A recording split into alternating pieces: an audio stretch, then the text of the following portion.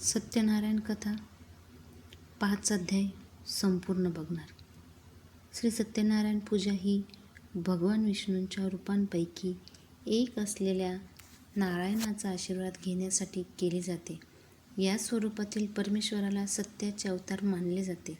सत्यनारायण पूजा करण्यासाठी कोणत्याही निश्चित दिवस नसला तरी पौर्णिमा किंवा पौर्णिमेच्या वेळी पूजा करणे अत्यंत शुभ मानले जाते. पूजेच्या दिवशी भाविकांनी उपवास करावा. पूजा सकाळी आणि संध्याकाळी करता येईल, तथापि संध्याकाळी सत्यनारायण पूजा करणे अधिक योग्य मानले जाते, कारण भक्त संध्याकाळी प्रसादाने उपवास सोडू शकतात. तर आम्ही तुमच्यासाठी सत्यनारायण पूजा किंवा सत्यनारायण कथा मराठीत घेऊन आलो आहोत.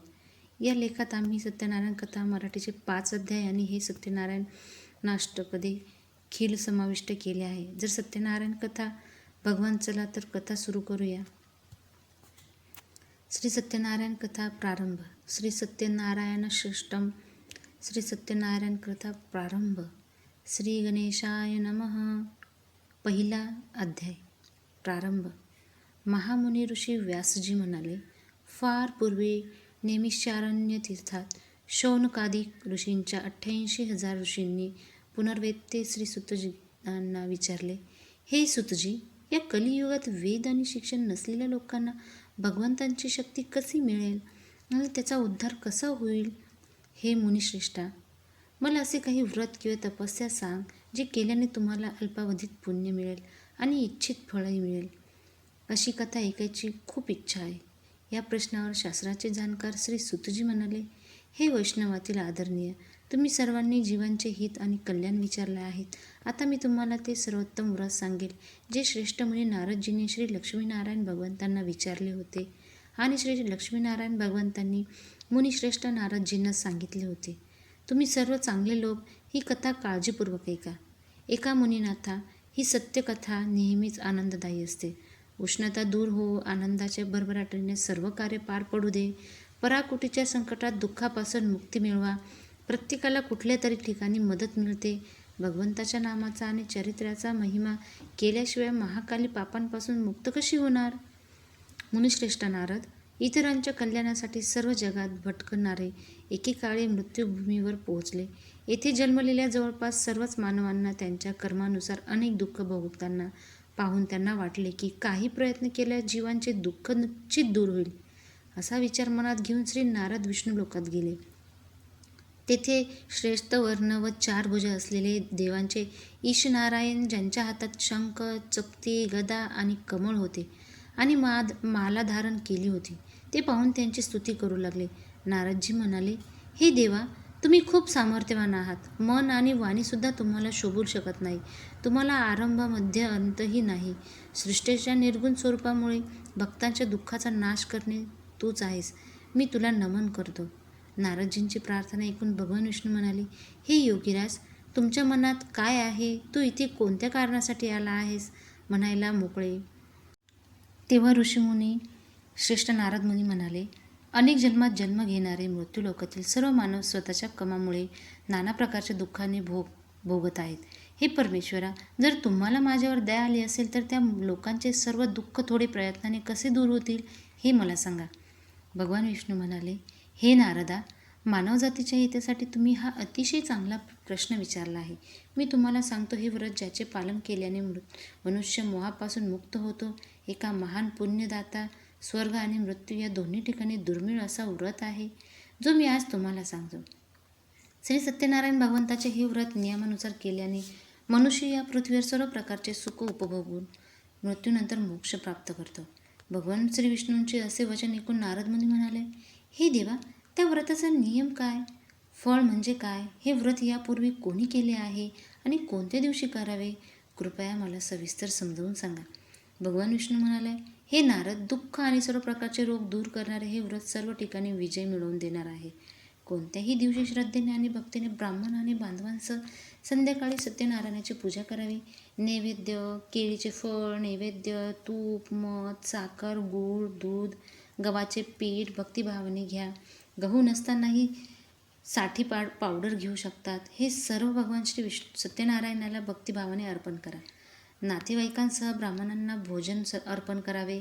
यानंतर स्वतः खा. रात्री श्री सत्यनारायण भगवान यांची गाणी इत्यादी आयोजित करा आणि श्री सत्यनारायण भगवंताचे स्मरण करण्यात वेळ घालवा. जे अशा प्रकारे व्रत करतात त्यांच्या मनोकामना नक्कीच पूर्ण होतील.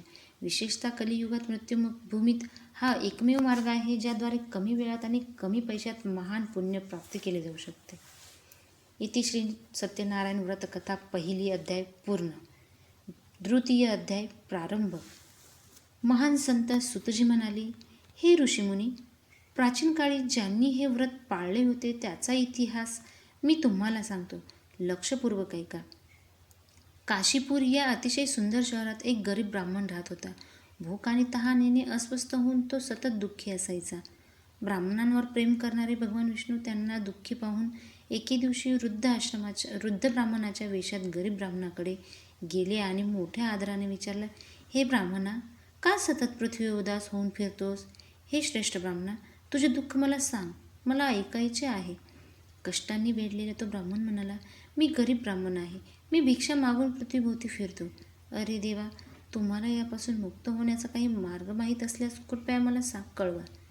भगवान विष्णू वृद्ध ब्राह्मणाचे रूप घेऊन म्हणाले, हे ब्राह्मण, श्री सत्यनारायण भगवान हे इच्छित फळ देणारे आहेत, म्हणून तुम्ही त्यांची विधीपूर्वक पूजा करा. जे केल्याने मनुष्य सर्व दुःखापासून मुक्त होतो. गरीब ब्राह्मणाला व्रताचा संपूर्ण नियम सांगून श्री सत्यनारायण भगवान वृद्ध ब्राह्मणाच्या रूपात अंतर्ध्यान पावले. वृद्ध ब्राह्मणाने सांगितले, व्रत मी नक्कीच पाळणार. या निश्चयाने गरीब ब्राह्मण घरी गेला. पण त्या रात्री ब्राह्मणाला झोप आली नाही. दुसऱ्या दिवशी तो उठला आणि भगवान सत्यनारायणाचा उपवास करण्याचा निर्णय करून भिक्षा मागायला गेला. त्या दिवशी त्यांनी भिक्षापोटी भरपूर पैसे मिळाले. त्यातून त्यांनी पूजेचे सर्व साहित्य विकत घेतले आणि घरी आल्यावर मित्र आणि नातेवाईकांसह त्यांनी भगवान श्री सत्यनारायणाचे व्रत पाळले. असे केल्याने तो गरीब ब्राह्मण सर्व संकटातून मुक्त झाला आणि खूप श्रीमंत झाला. तेव्हापासून ते ब्राह्मण दर महिन्याला उपवास करू लागले. जो शास्त्रानुसार भगवान सत्यनारायणाचे व्रत श्रद्धेने पाळतो त्याला सर्व दुःखांपासून मुक्ती मिळते. जो कोणी श्री सत्यनारायण भगवानाचे व्रत पाळतो त्याची सर्व संकटांपासून मुक्ती होते. अशा प्रकारे भगवान सत्यनारायणांनी नारदजींना सांगितलेले हे व्रत मी तुम्हाला सांगितले. हे श्रेष्ठ ब्राह्मणांनो, आता अजून काय ऐकायचे आहे सांग. तेव्हा ऋषी म्हणाले, हे मुनीश्वर, जगात हा विप्र ऐकून हे व्रत कोणी पाळले हे आपणास सर्वांना ऐकायचे आहे. ऋषीमुनींकडून हे ऐकून श्री सुतजी म्हणाले, हे ऋषीमुनींनो, हे व्रत पाळणाऱ्या सर्व प्राण्यांची कथा ऐका. एकेकाळी हे श्रीमंत ब्राह्मण मित्र आणि नातेवाईकांसह त्यांच्या घरी शास्त्रानुसार भगवान सत्यनारायणचे व्रत पाळत होते. त्याच वेळी लाकूड विकणारा एक म्हातारा तेथे आला. काठ्यांचा गट्टा बाहेर डोक्यावर ठेवून तो ब्राह्मणांच्या घरी गेला.